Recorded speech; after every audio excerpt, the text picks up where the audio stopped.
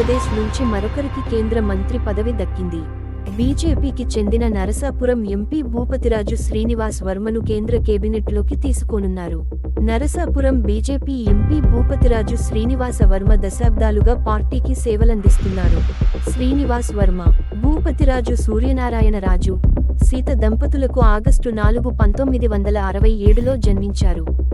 ఆయన ఆంధ్ర విశ్వవిద్యాలయం నుంచి ఎంఏ పూర్తి చేశారు. 1980 విద్యార్థి నాయకుడిగా ఏఎస్ఎఫ్ తరపున పని చేశారు. 1991 నుండి 97 బీజేపీ భీమవరం పట్టణ, పశ్చిమ గోదావరి జిల్లా అధ్యక్షుడిగా పనిచేశారు.